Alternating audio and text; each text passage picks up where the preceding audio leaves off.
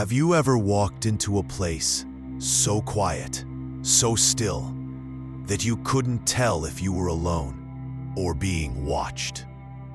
I've always been fascinated by the Appalachian Mountains. There's something about those mist-covered ridges and endless hollows that feels like stepping into another time.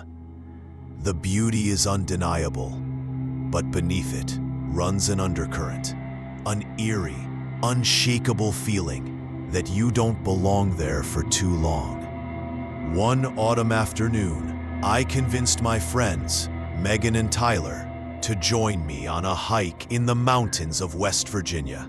I'd heard rumors of an old, unmarked family cemetery hidden deep in a section of forest near Cranberry Glades. No official trails led there, only vague directions passed between locals. That mystery alone was enough to pull me in. We arrived around midday. The sky was heavy with low gray clouds, casting the forest in muted light. The parking lot was nearly empty, and though a few cars were scattered around, there were no people in sight. The air felt strange, like sound didn't quite carry the way it should. At first, the path was easy to follow. Fallen leaves crunched underfoot, and the occasional bird call broke the stillness.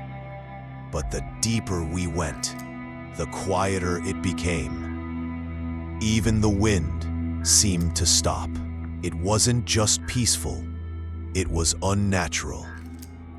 After about an hour, we veered off the main trail, guided only by a rough, hand-drawn map I'd found online. Soon, we were bushwhacking through tangled undergrowth. Twigs snagged our clothes, and unseen thorns scratched at our arms. Each time we stopped to catch our breath, we'd hear faint rustling, just beyond sight. Whenever we turned to look, there was nothing. The terrain grew steeper, forcing us to climb over slick rocks and clutch at exposed roots. Then, without warning, we found it. A rusted iron gate, half buried in weeds, marked the entrance. Inside stood rows of crooked tombstones, their inscriptions faded to near illegibility. Moss crawled across the stone, and the ground was blanketed in brittle, dead leaves. The air here was colder, carrying a damp, earthy smell. As we stepped inside, we've ourselves hidden somewhere, moving one piece at a time. Might we be gone? Away. As we stepped inside, a wave of heaviness settled over us, like the ground itself was pressing up against our feet. We spoke quietly, as if raising our voices would disturb something. Megan knelt to take a photo of one of the headstones, but her camera wouldn't focus. The screen kept blurring, as if something was moving across the lens. Though there was nothing there, we stayed longer than intended, drawn to the place despite the unease creeping into our bones. By the time we turned back, the sky was dimming fast. The thought of navigating the forest in the dark didn't sit well with any of us, so we decided to take a nearby paved road back to the campground. It would be longer, but safer, or so we thought. The road was narrow, flanked by dense woods on either side. No cars passed, no animals darted across our path. It was as though the world had emptied out, leaving just the three of us. About halfway back, we saw them. 5 figures stood in the center of the road ahead. At first, I felt relief. Other hikers, maybe. But they didn't move, didn't wave, didn't make a sound. They were silhouettes against the fading light, but something about them wasn't right. The shapes seemed blurred around the edges, as if the twilight refused to reveal them fully. Tyler called out, his voice cracking slightly. No reply. We moved closer, but no details came into focus. No faces, no clothing, nothing. Just the dark outlines of human forms. And then they began to fade.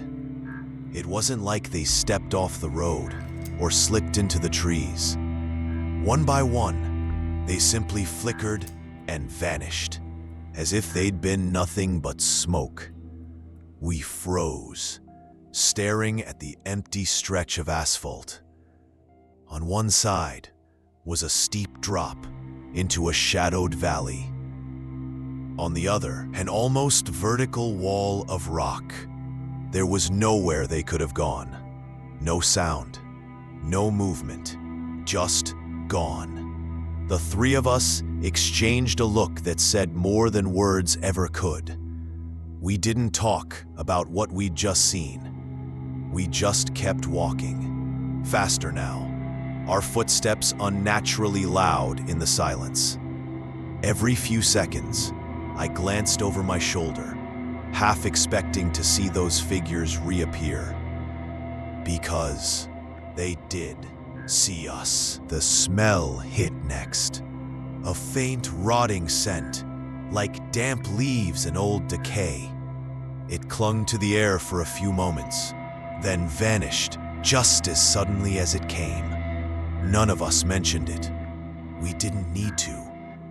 By the time the campground came into view, night had fully descended.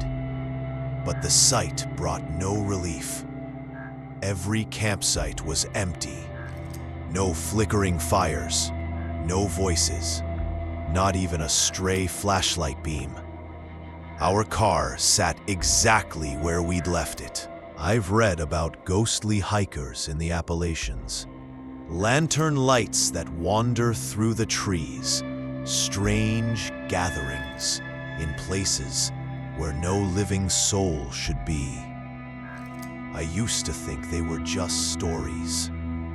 Now I'm not so sure, because no matter how hard I try, I can still see them. 5 dark figures, standing in the road, waiting for us. If this story sent a shiver down your spine, don't forget to like, share, and subscribe for more real-life encounters with the unknown. And tell me in the comments, would you have kept walking toward those figures or turned back into the woods?